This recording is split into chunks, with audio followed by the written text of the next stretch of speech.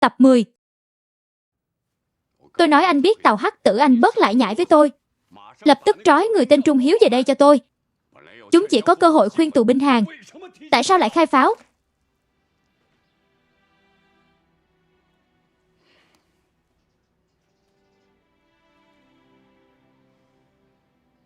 Anh biết rồi à? Đừng giả câm với tôi. Được lắm, tàu Hắc Tử thật không ra gì cả. Trung Hiếu kia đâu sao không dám tới. Sợ bị xử phạt à? Biết sợ thì sao lại làm? Lữ đoàn trưởng tham mưu trưởng tàu Hắc Tử. Anh cũng dám kháng lệnh đúng không? Không dám. Lữ đoàn trưởng có cho tôi 10 lá gan tôi cũng không dám. Lữ đoàn trưởng, nhóc con đó bị thương rồi, trọng thương. Thậm chí bệnh viện bộ sư đoàn còn không cho đi. Bác sĩ đó nói lỡ đi trên đường sốc nảy thì sao? Phải không? Cũng không thể nhìn bàn giao giữa đường được. Không phải tôi bao che đâu. Nên có chủ nghĩa nhân đạo chứ. Nếu không thì tôi đã sớm trói cậu ta tới rồi. Dựa vào đâu? Tôi đứng ở đây mang tiếng oan. Vô lý. Chủ nghĩa nhân đạo? Anh còn mặt mũi nói chủ nghĩa nhân đạo? Hơn 100 tên giặc còn có phụ nữ. Chủ nghĩa nhân đạo nơi người của các anh đâu rồi phụ nữ? Có phụ nữ hả đoàn trưởng? Phải, Lữ đoàn trưởng tôi nhớ rồi. Là có vài ca kỹ Nhật Bản, nhưng đã sớm bị bắn chết rồi, không phải bị thiêu chết. Vậy cũng không được. Còn rất nhiều người sống. Không phải các anh có cơ hội khuyên hàng sao? Tại sao không cố gắng? Anh nói đi, anh giải thích ra sao? Giải thích? Tôi giải thích cái rắm. Người sống cái gì, bọn chúng cũng là người sao? Lữ đoàn trưởng tham mưu trưởng, các anh đều biết đoàn tuyên truyền võ sĩ đạo Nhật Bản đó là thể loại gì mà thấy người Trung Quốc là giết. Đi đến đâu giết đến đó, đến Thành Bình ấp nghỉ chân. Đã lấy phụ nữ trẻ em ra làm bia bắn cho vui. Đó vẫn còn là đứa bé chưa cai sữa. Nhân đạo bọn chúng còn không có nhân tính. Nhắc tên khốn Nakajima. Ở Nam Kinh tham gia cuộc thi chặt đầu. Hắn giết hại người Trung Quốc. Người dân không hề có vũ khí trên tay. Chúng ta là bộ đội của chính nghĩa. Sao có thể so sánh với bọn giặc giết người bừa bãi kia?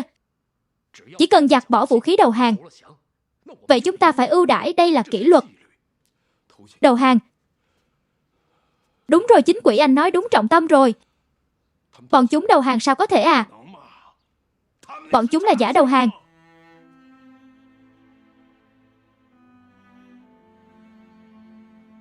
Còn giết đội trưởng Triệu của chúng tôi. Cô gái tốt biết mấy. Nói không còn là không còn, nói không còn là không còn. Nó không còn là không còn.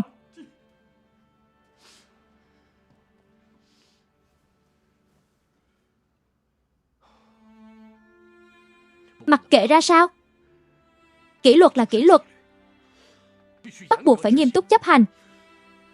Tham mưu trưởng tôi biết kỷ luật chiến trường. Nhưng anh phải xem đối thủ của anh là ai. Đám đao phủ giết người không chớp mắt. Nói mà không giữ lời. Anh có thể nói kỷ luật với bọn chúng được sao? Bọn chúng thực sự đầu hàng hay đang chơi xỏ anh? Nếu còn nhảy ra thêm một tên Nakajima nữa, chúng ta còn phải mất bao nhiêu mạng sống nữa. Tuyệt đối không thể nương tay với lũ khốn đó. Nếu nổ chết lũ khốn đó, đồng chí Tiểu Triệu cũng sẽ không. Hôm nay cũng sẽ không có nhiều chuyện dài dòng như vậy, có phải không? Đồng chí Tiểu Triệu tốt biết mấy. Vừa mới kết hôn với chính quỷ chúng tôi là tân nương. Cô ấy vẫn là một tân nương. Chính quỷ chúng tôi đã không ăn gì 3 ngày rồi. Anh còn nói cái gì mà kỷ luật chiến trường với tôi? Không nói được, nói với lũ khốn này cũng vô dụng.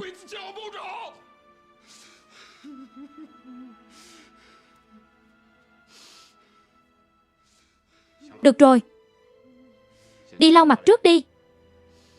Anh xem dáng vẻ của anh còn giống chiến sĩ 8 lộ quân không? Đi.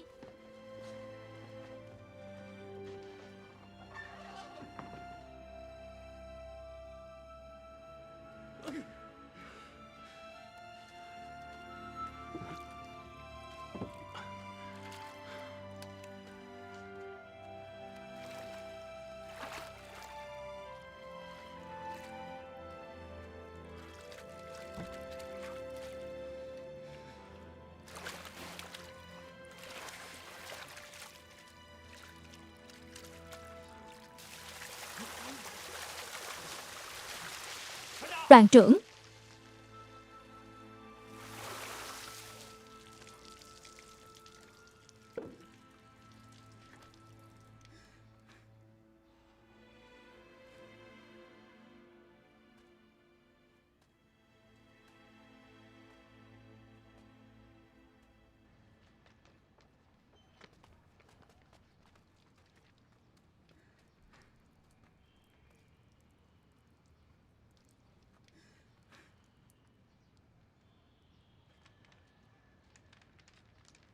Tào Lâm Kiến.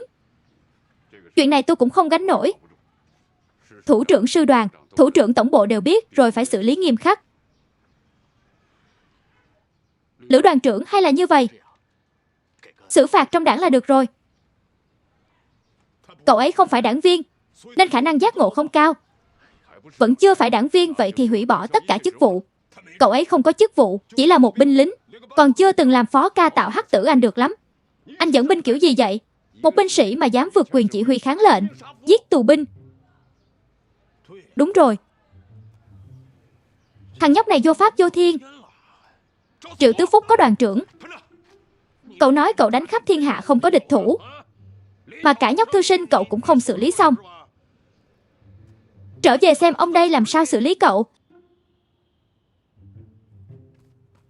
Báo cáo Lữ trưởng, Tứ Phúc bẫy trách Triệu Tứ Phúc xin xử phạt.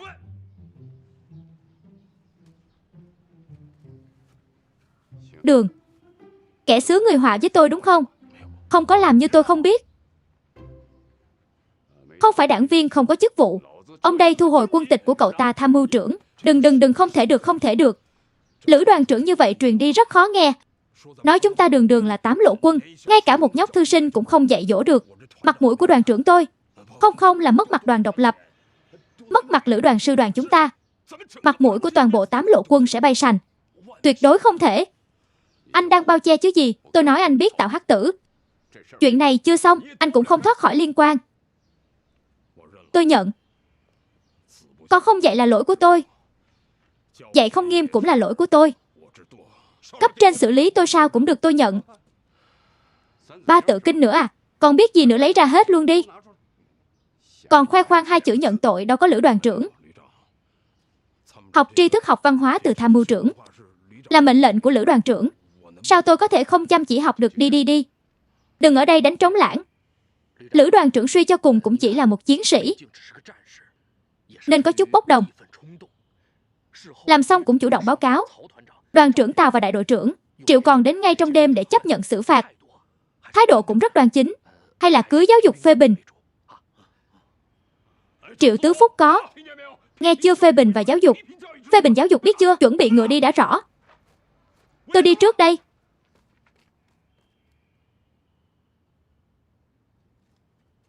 Cậu ta thực sự bị thương ai?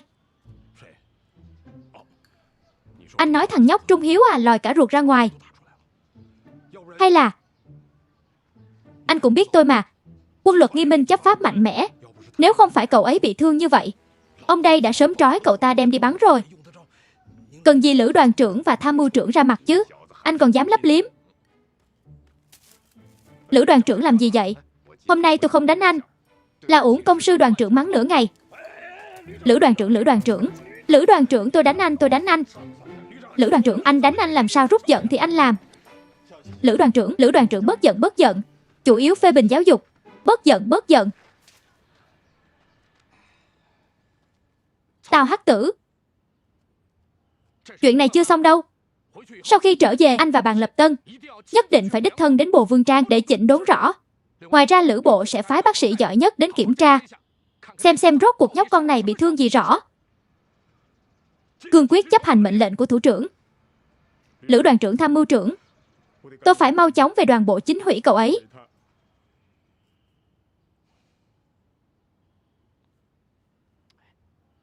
Mau về đi.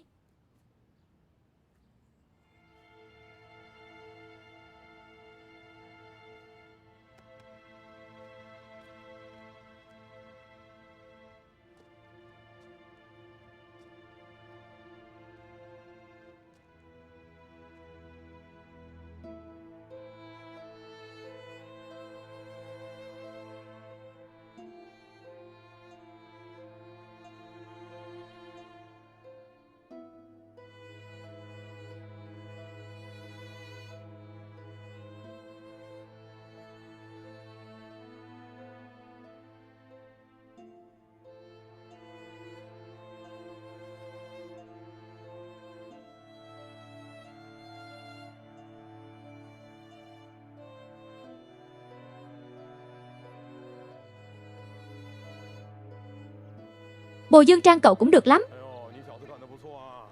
Lúc mới tới cũng chỉ có hơn 20 người. Cậu xem thôn thạch đầu này sắp chật kín rồi. Cũng khoảng 2 đại đội rồi. Cả 3 đại đội đó là vẫn chưa tính dân binh. Còn có đội trinh sát và tuần tra canh gác ở bên ngoài. 3 đại đội rồi phát triển rất tốt.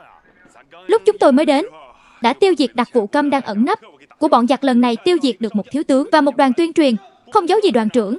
Giờ không phải là chuyện của 8 thôn 10 dặm nữa. Ngay cả người dân huyện Bình Dương, cách đây 100 dặm cũng tới. Chỗ chúng tôi làm 8 lộ quân. Đó không phải thiếu trực tư. Thêm 3 đại đội nữa cũng không thành vấn đề. Đại đội 5 Bùi Dương Trang càng ngày càng nổi tiếng. Rồi cậu kêu gọi nhiều tân binh như vậy, phải nhanh chóng huấn luyện. Nếu không thì lực chiến thay vì tăng lên sẽ giảm xuống. Có nhiều người cũng vô dụng. Đoàn trưởng anh yên tâm, người chúng tôi chọn ra đều là những người tốt nhất. Một ai vô dụng. Đoàn trưởng ngồi đi xem nhóc con cậu vui mừng chưa kìa. Tôi không thể để cậu hời quá được. Tôi phải dẫn lính và trang bị của một đại đội đi thôi. Cậu đừng đau lòng đó. Không thành vấn đề, đoàn trưởng muốn gì thì cứ nói được. Người không thành vấn đề. Trang bị thì tôi tới chỗ bọn giặc lấy về. Lại muốn đánh ai nữa? Không phải chúng tôi đang thủ pháo đài. Sao bên bọn giặc cần gì có nấy? Không phải đã cho nổ đường rồi? Sao bọn giặc sửa lại rồi? Trung Hiếu không cho nổ. Nói là sửa xong rồi mới có lợi được lâu dài. Để chúng ta vào thời điểm mấu chốt cho nổ lần nữa. Có thể có tác dụng lớn. Đầu óc thằng nhóc này thông minh. Người đâu? Không biết tôi tới sao không ra đón ông đây hả? Đoàn trưởng đang cấm túc mà. 15 ngày mới có 7 ngày một nửa hồi cấm túc. Triệu Tứ Phúc, sao cậu ngốc nghếch như vậy? Từ sáng tới tối cậu ở cùng nhóc thư sinh, chạy cả ngày cùng nhau mà cậu không học được chút trí thông minh của người ta hả? Trên núi chưa tới một giáp, trong hang đã là ngàn năm. Ở cái tông thạch đầu này mà cậu còn tính lịch cái gì? Lại còn nhóc thật đại khái thôi là được rồi. Đoàn trưởng không phải là chấp hành mệnh lệnh à? Cậu mà khiến cậu ấy sầu đến phát bệnh là ông đây không tha cho cậu. Người đâu đoàn trưởng, tôi dẫn anh đi, mời đi bên này.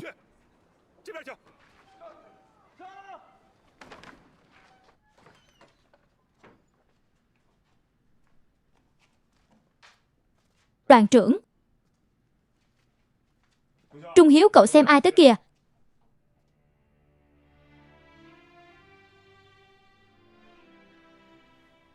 Đoàn trưởng. Sao vậy? Sắc mặt của cậu là bị bệnh hay thật sự bị thương rồi? Không sao đoàn trưởng, ngột ngạt thôi, ngột ngạt. Ai kêu cậu nhốt lại làm gì? Không sao chứ? Cậu có không sao thì cũng phải lấy vải quấn người lại. Cậu như vậy có giống người bị thương không? Lữ đoàn trưởng còn tới bệnh viện. Lữ bộ chỉ định bác sĩ Mai Mai lát nữa đến đây làm kiểm tra cho cậu. Nếu thấy cậu không sao hết báo cho Lữ đoàn trưởng. Ông đây lại phải bị đánh nữa. Rõ đoàn trưởng, tôi hiểu rồi, ngốc nghếch. Tôi xin lỗi.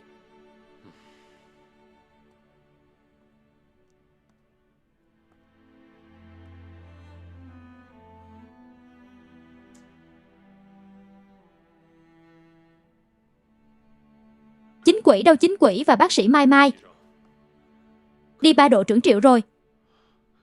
Đoàn trưởng, tôi đi xem. Thằng nhóc cậu băng bó lại đi.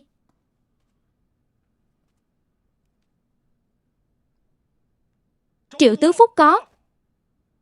Cậu ở đây chỉnh đốn lại thật tốt cho tôi. Tăng cường giáo dục tư tưởng kỷ luật. Không được kiếm chuyện làm phiền tôi nữa. Chẳng ra cái thể thống gì rõ đoàn trưởng.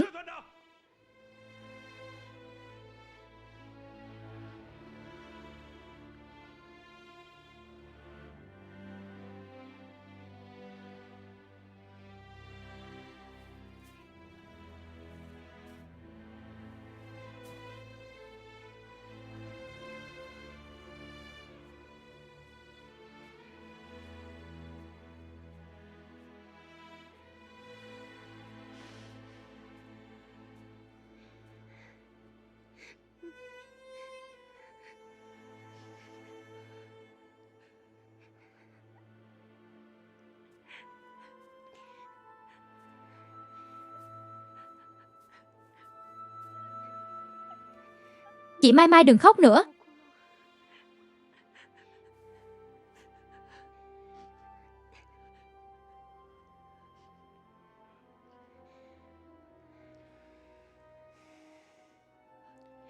Chị Mai Mai đừng khóc nữa.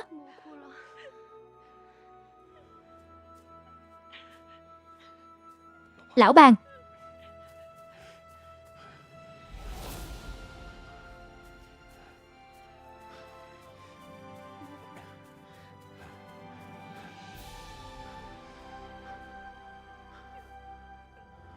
Chị Mai Mai.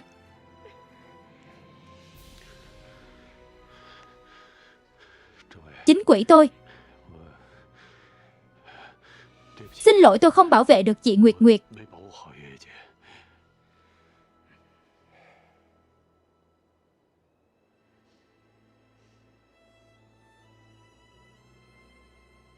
Anh tới làm gì? Lúc cần anh thì anh ở đâu? Không phải anh rất lợi hại sao? Người cần bảo vệ anh lại không bảo vệ được. Anh là một người kiêu ngạo, tự cho mình là đúng. Mai Mai, chị Mai Mai đừng khóc nữa. Được rồi, được rồi. Chị Mai Mai đừng khóc nữa.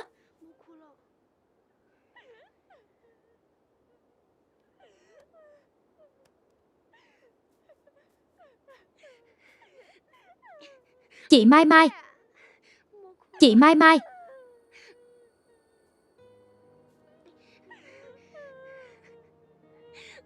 Chị Mai Mai. Chị Mai Mai. Chị Mai Mai. Chị Mai Mai.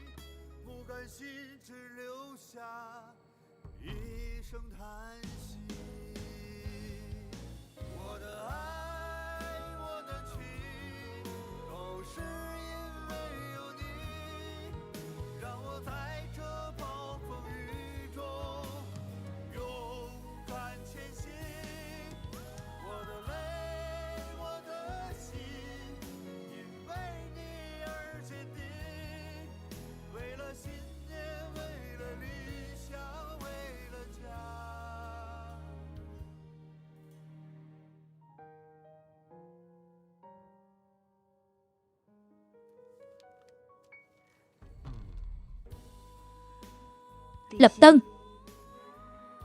Em và Trung Hiếu vừa mới làm quen, nhưng sâu thẳm trong lòng em đã xem cậu ấy là em trai của mình, muốn giúp đỡ bảo vệ cậu ấy.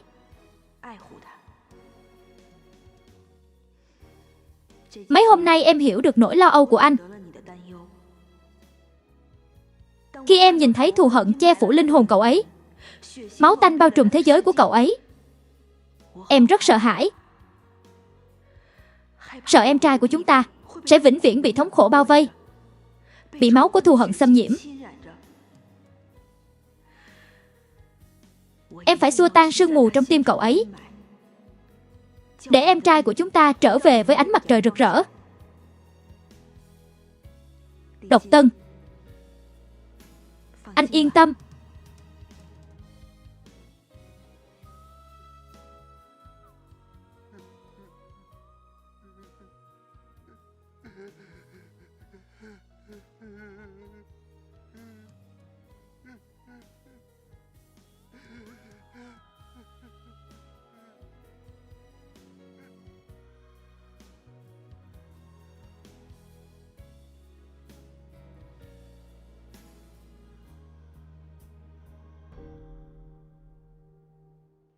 Phải, là ti chức 7 trách.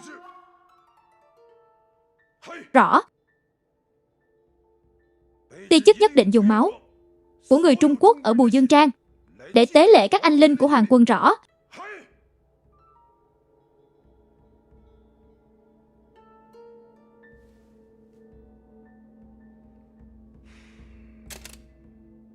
Ngài tư lệnh muốn chúng ta tấn công Bồ Dương Trang sao?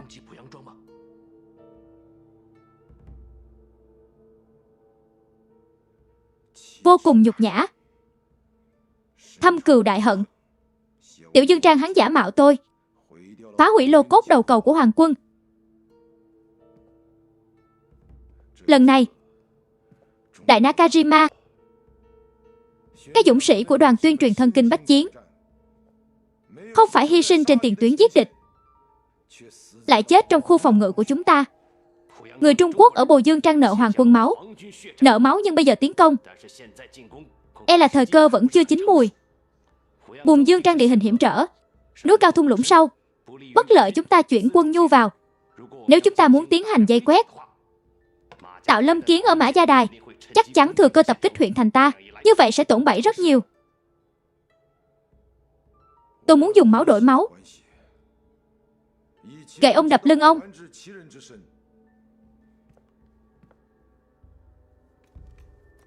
Để 8 lộ quân và Tấn Tuy quân tự tàn sát nhau.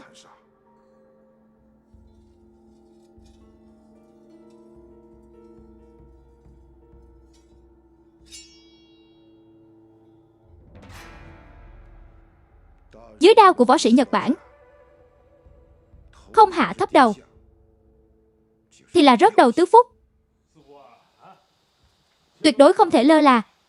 Trận chiến Bồ Dương Trang này, lũ giặc sẽ không chịu để yên. Lúc nào cậu cũng phải vểnh tai lên cẩn thận giặc đánh úp. Xin đoàn trưởng yên tâm, nếu bọn giặc dám tấn công, tôi không dám nói sẽ đánh bại tức khắc, nhưng tôi dám đảm bảo có thể kiên trì đến đại bộ đội đánh vào huyện thành, đợi đại quân chi viện bao vây địch. Tôi lại mong bọn giặc mau tới kiếm cậu đòi nợ. Cậu biết không, ở Sơn Cốc thung lũng lâu quá rồi. Tôi rất muốn vào trong huyện thành xem. Đoàn trưởng anh đi chậm thôi để Đại Nhãn tiễn anh. Đại Nhãn à, Đại Nhãn. Tôi trên đường tới đã nghe nói đồng chí Đại Nhãn muốn đi săn heo rừng. Mời đoàn trưởng uống rượu, ông đây sắp đi rồi. Ngay cả sợi lông con heo cũng không thấy đâu. Báo cáo đoàn trưởng, mấy hôm nay không biết xảy ra chuyện gì, heo rừng đi đâu hết rồi không biết nữa. Có lẽ là nghe thấy uy danh của anh nên không dám tới. Không ngờ heo rừng trên núi mà cũng sợ Tạo Hắc Tử tôi. Cậu đang nói ngọt hay khịa tôi? Cậu lừa tôi chứ gì? Mặc kệ nói gì, lần này cậu nợ tôi một chầu. Tôi nợ. Lần sau anh tới, tôi nhất định sẽ làm tinh thầm trước. Cứ để tôi lo được lão hai. Chuẩn bị rượu phải đầy đủ không thành vấn đề.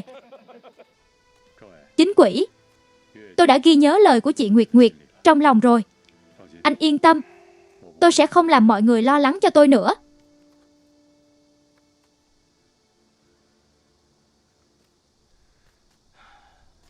Trung Hiếu, cậu nghĩ là núi ta hùng vĩ, hay là nước chảy róc rách có sức mạnh hơn? Có người nói đàn ông là núi kiên cường mạnh mẽ, phụ nữ là nước dịu dàng dễ gần.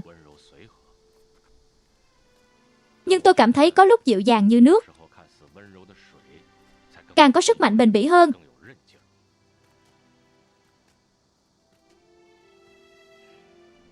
Có thời gian thay tôi đi thăm cô ấy. Nhớ kỹ, chúng ta không nên sống trong đau khổ của ngày hôm qua, phải phấn đấu cho hạnh phúc của ngày mai. Đi thôi. Lão Ban đoàn trưởng Nhóc Thư Sinh, công tác tư tưởng tri thức của anh và Nhóc Thư Sinh vẫn chưa xong à? Anh lo cái gì? Anh nhìn 4 vị tướng đằng sau đi. Anh có gì không yên tâm nữa? Tôi đâu có lo lắng gì. Lần này Nhóc Thư Sinh, bác sĩ Mai Mai, đoàn trưởng tàu chính ủy ban Nhóc Thư Sinh, lần này có lẽ anh nhớ ra chúng tôi rồi chứ gì. Cẩn thận, nếu bác sĩ Mai Mai nói chuyện anh không bị tương cho Lữ đoàn trưởng, đến lúc đó anh và đoàn trưởng tàu đều gặp xui xẻo. Tiểu Quyên thật lợi hại. Bác sĩ Mai Mai, lần này cô đã giúp một việc lớn rồi Tàu Hắc Tử tôi. Ghi nhớ trong lòng. Sau này đại đội 5, không đoàn độc lập, chúng tôi chính là bộ đội hậu cần của các cô. Thiếu cái gì cần cái gì, kêu Nhóc Thư Sinh niệm kinh tìm bọn giặc mà lấy. Thật sao? Tất nhiên. Tiểu Quyên mau đi theo tôi. Cô xem này, xem chiến lợi phẩm của chúng tôi. Thích gì thì lấy đi, lấy thoải mái. Ở đây. Chọn đi đây. Bác sĩ này,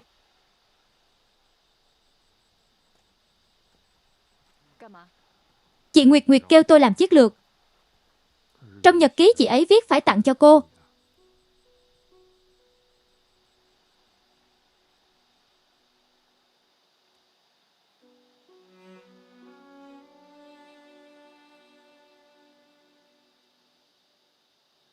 Cảm ơn. Chị Nguyệt Nguyệt thích cười. Chị ấy thường nói tiếng cười chính là thắng lợi. Nụ cười cũng có thể chiến thắng mọi đau khổ.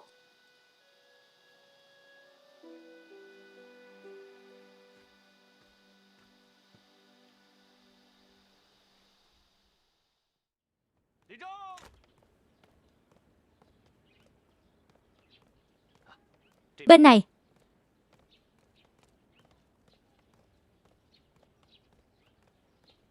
Báo cáo khách đã tới, mời vào. Mời mời.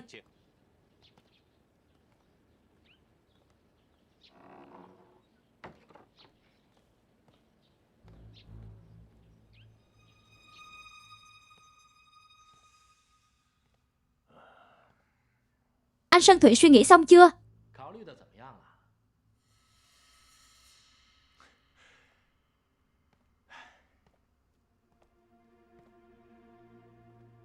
Người anh em, đừng trách tôi làm việc lề mề. Chuyện này liên quan đến vinh nhục cả đời tôi, càng liên quan đến an nguy của các anh em tiểu đoàn 1 của tôi. Anh để tôi suy nghĩ thêm. Thành ý của đại tá Shinyomi Uto đã rõ, và báo cáo tình hình của quý bộ đội cho ngài tư lệnh Tetsuka Yoshio. Ý của ngài tư lệnh, chỉ cần anh gật đầu, sẽ lập tức ban hành giấy ủy nhiệm thiếu tướng lữ đoàn trưởng. Ngài tư lệnh cũng cân nhắc đến các mối quan hệ xung quanh anh. Không xung đột vũ trang. Chỉ cần anh đồng ý có thể rút khỏi chiến trường, được bổ nhiệm làm tư lệnh bảo an Du Thứ. Du Thứ đây là miếng mồi ngon của một thiếu tướng. Có thể dẫn bộ đội qua. Dù gì cũng là anh em theo anh nhiều năm, dùng cũng thuận tay. Chỉ cần họ đồng ý có thể luôn đi theo anh. Tư lệnh Tetsuka và đại tá Muto thật sự hào phóng và ân cần. Nhưng sao tôi cảm thấy chiếc bánh này hơi lớn, làm chúng tôi hơi choáng váng. Phải đó, người nhận tặng món quà lớn như vậy, có điều kiện gì không? Điều kiện thì đúng là có, nhưng chỉ là điều kiện nhỏ. Anh xem thấy chưa? Tôi đã nói mà, trên đời này làm gì có thỏi vàng nào miễn phí. Nói đi, điều kiện gì? Sẽ không phải là kêu chúng tôi bướng bộ tư lệnh chiến khu 2 của trưởng quan Diêm chứ? Anh Sơn Thủy nói đùa.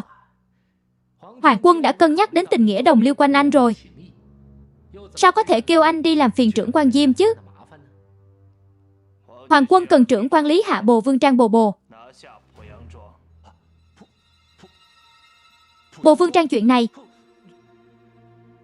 Sao vậy anh Sơn Thủy? Điều kiện này không quá đáng chứ? Vậy không bằng anh kêu chúng tôi đi ám sát trưởng quan Diêm cho rồi Bùn Dương Trang này núi cao hiểm trở. Bây giờ còn có 8 lộ quân đóng quân. Nghe nói nhóc thư sinh đó không phải là người nhu nhược. Người Nhật chịu tổn bẫy lớn. Sao vậy?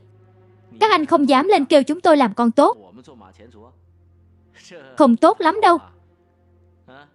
Tuyến phòng ngự thứ 2 của Du Thứ là miếng mồi ngon.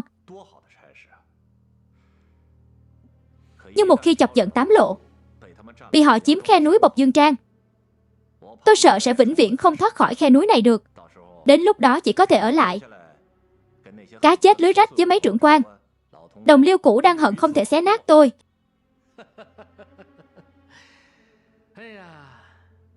Anh Sơn Thủy tham mưu trưởng Ngô, hai vị làm sao vậy?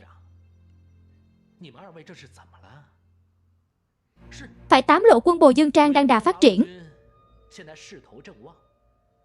nhưng có lợi hại đến đâu thì cũng chỉ có một đại đội, thêm vài tên côn đồ dân đoàn. Nếu Hoàng quân muốn động bọn họ thì dễ như trở bàn tay. Là tôi giúp hai anh xin Hoàng quân.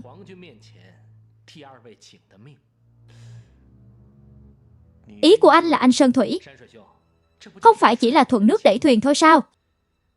Bây giờ trong tay anh có một tiểu đoàn mạnh. Lấy được bộ vương trang bắt sống nhóc thư sinh, đưa hắn vào tay người Nhật, cũng coi như lập được công. Người anh đừng vòng vo nữa, rốt cuộc ý anh là gì? Anh Sơn Thủy cần tôi phải nói rõ ràng nữa sao? Anh tự nghĩ xem. Bây giờ anh vẫn là tướng Tuy Quân, bạn của Tám Lộ Quân. Hoàng quân còn có gì phân phó? Chỉ có một việc, lấy được bộ vương trang. Xe chuyên dụng cả Hoàng quân sẽ ở đường sắt để tiếp ứng. Sau khi xong, quý bộ đội trực tiếp lên xe, đi thẳng đến Du Thứ nhậm chức.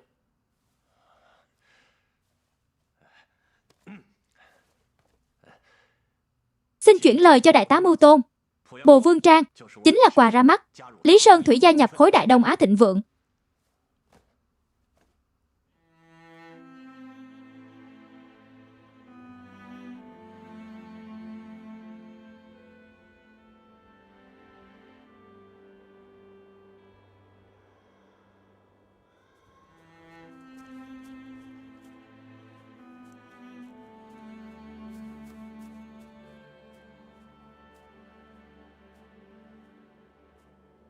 Cầm đầu.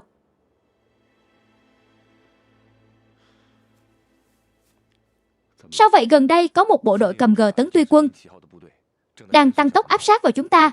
Tấn Tuy Quân phải. Theo lý thì gần đây không có đồn trú của họ, cũng không nhận được tin về bất cứ bộ đội nào quá cảnh. Đại đội trưởng kêu tôi tìm anh về bàn bạc.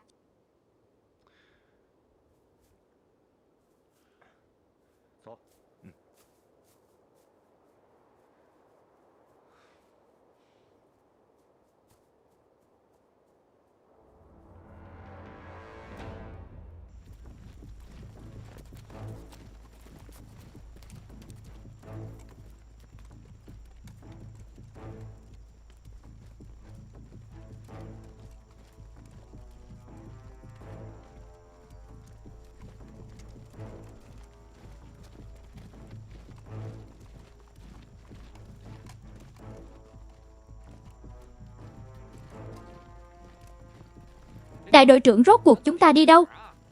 Đi thẳng nữa là tới Bồ Dương Trang rồi. Càng lúc càng xa đoàn chúng ta rồi.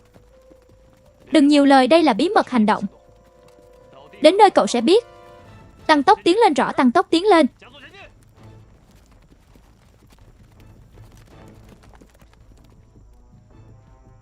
Tiểu đoàn trưởng, anh xem đi. Phía trước là sông Bộc Dương. Băng qua sông là gần Bộc Dương Trang trong gang tấc. Lệnh đại đội kỵ binh khống chế tốc độ. Trước khi trời tối phải đến Bồ Vương Trang tá túc. Đã hiểu. Báo cáo đoàn bộ điện khẩn. Tiểu đoàn trưởng. Đoàn trưởng hỏi chúng ta tại sao không điều chỉnh phòng thủ theo kế hoạch. Hỏi vị trí của chúng ta bây giờ ở đâu.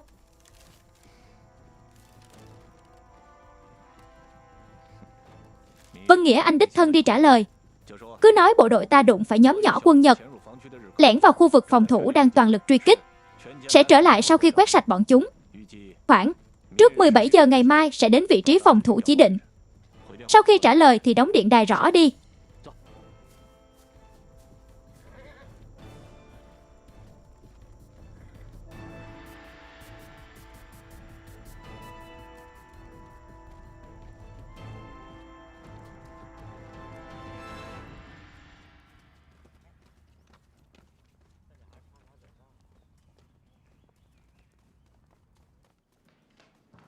Báo cáo. Tấn Tuy Quân đã tới sườn Nam Mã Nhĩ Sơn, nhanh thật. Tiếp tục quan sát, báo cáo kịp thời rõ. Họ đã tới đây rồi. Với tốc độ như vậy, trước khi trời tối có thể đến sông Bộc Dương. Đã làm rõ là đội năm nào chưa biết rõ rồi. Tiểu đoàn 2 lữ đoàn độc lập tướng Tuy Quân, tiểu đoàn trưởng là Lý Sơn Thủy. Mấy tên này trước đây đóng quân ở sau núi, sau đó chuyển đến Du huyện, đi đường 110 dặm trèo đèo lội suối. Mấy tên này chạy về đây làm gì? Sẽ không phải là thấy chúng ta tiến vào vùng đất trù phú Bồ Dương Trang này đóng quân, nên mới quay lại để xung đột chứ không thể nào. Nữ đoàn trưởng, bọn họ và đoàn trưởng chúng ta có giao tình. Trước khi đi còn viết thư cho đoàn trưởng chúng ta, bày tỏ sự tiếc nuối vì không thể sát cánh chiến đấu, còn để lại mấy ngàn viên đạn. Còn nói chiến khu này Sau này chỉ dựa vào sự hỗ trợ của đoàn độc lập chúng ta không phải dễ lật mặt dày đâu, rất trượng nghĩa. Cũng phải. Chúng ta tới đây cũng đâu phải cướp địa bàn của họ. Bọn họ có bao nhiêu người, là một tiểu đoàn mạnh 4 đại đội. Ngoài ra còn có một đại đội kỳ binh, còn có một đại đội pháo binh. Trước đây giao đấu với giặc quả lực, chưa bao giờ chịu thiệt, trang bị hạng nhất. Chúng ta có nên báo cáo về đoàn bộ? Mời thủ trưởng hai bên trao đổi. Chưa nói tiếng nào đã đánh tới rồi. Xảy ra xung đột thì lỗi tại ai? Nếu báo cấp trên đi về cũng phải mất 2 ngày. Có phải tới xung đột hay không tối nay sẽ biết. Không nói tiếng nào đã dám vào khu vực phòng thủ của ta. Tôi đánh trước rồi nói chuyện, sao không được bốc đồng? Bây giờ vẫn là quân đội bạn. Vậy phải làm sao? Tiếp tục nhịn nhịn, đến khi họ nổ súng, đến lúc đó không kịp nữa rồi. Đại Nhãn nói đúng. Mặc kệ mục đích là gì, không nói tiếng nào đã lẻn vào nhà người ta thì đừng trách người ta coi như là kẻ trộm. Mình là lính gác tuyến đầu xác nhận danh tính, để họ phái người đến đại đội trao đổi mới có thể tiếp tục tiến lên, nếu không thì nổ súng ngăn cản rõ được. Dù sao cũng không thể để ai đến gần đầu giường chúng ta còn chưa biết chuyện gì. Hai Vân có dẫn người đến đường cái và thung lũng bố trí phòng vệ, đụng phải giặc cũng đừng kinh động tới, chúng luôn giữ liên lạc rõ. Trung Hiếu, cậu nghi ngờ Tấn Tuy Quân này đầu hàng giặc à? Một tiểu đoàn trật tự chỉnh tề hành động mà không có tin tức gì. Hơn nữa bên kia Bồ Dương Trang là khu vực phòng thủ của giặc. Chuyện này hơi kỳ lạ đúng không? Không thể không đề phòng. Đại Nhãn, còn nhớ Cao Địa hôm trước tôi dẫn cậu đi không nhớ? Vậy núi Thỏ cầm đầu nói nếu đặt pháo ở đó, toàn bộ Bộ Dương Trang sẽ nằm trong tầm bắn. Anh vừa nói xong tôi đã bố trí đồn gác, rút lính canh, bố trí mai phục rõ cầm đầu. Anh yên tâm, cứ để tôi lo ở đó. Thung lũng sườn dốc muốn chơi, trốn tìm với chúng ta từ nhỏ tới lớn đảm bảo họ tìm không ra. Trung Hiếu, dù gì cũng là quân đội bạn, chúng ta cũng chỉ đang đoán, phải chú ý chừng mực. Anh Tứ Phúc, anh yên tâm, em có chừng mực. Từng trung đội chia ra phục kích trong rừng, không có mệnh lệnh của tôi không được tự ý hành động rõ.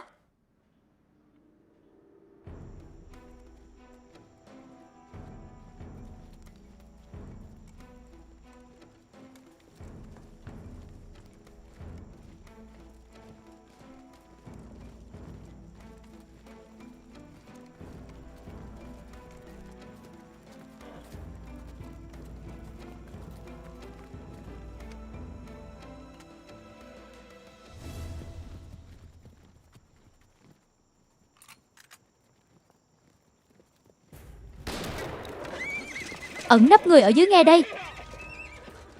Các anh là bộ phận nào? Bây giờ đã đi vào khu vực phòng vệ của đại đội 5 đoàn độc lập 8 lộ quân. Bây giờ các anh lập tức dừng lại, nếu không tôi sẽ nổ súng. Là 8 lộ tiểu đoàn trưởng phụ tá Vương trả lời. Người anh em trên núi đừng nổ súng. Chúng tôi là tiểu đoàn 2 lữ đoàn độc lập Tấn Tuy Quân, nhận lệnh đi về phía bắc, đi qua nơi này.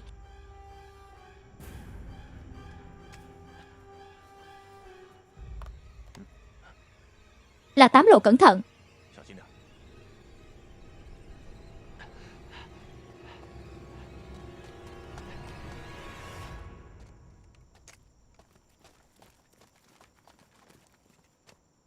Chào trưởng quan, có thể cho tôi xem giấy tờ tùy thân không?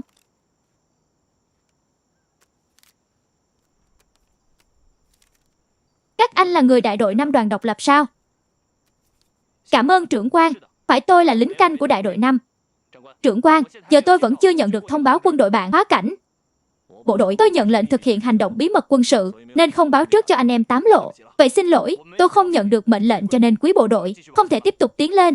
Nếu quý bộ đội có bất cứ mệnh lệnh gì, xin phái liên lạc viên liên lạc với thủ trưởng đại đội chúng tôi. Nực cười, Tấn Tuy Quân chúng tôi hành động từ khi nào phải báo cáo với 8 lộ các anh? Đại đội bộ binh nho nhỏ mà khẩu khí không hề nhỏ. Sao lại nói vậy? Mọi người đều cố gắng hết sức bảo vệ đất nước, có phải không? Như vậy đi, tôi đi trao đổi với trưởng quan 8 lộ quân, tránh có hiểu lầm. Tiểu đoàn trưởng quá cho họ mặt mũi rồi im miệng. Người anh em tôi đi trao đổi với trưởng quan các anh.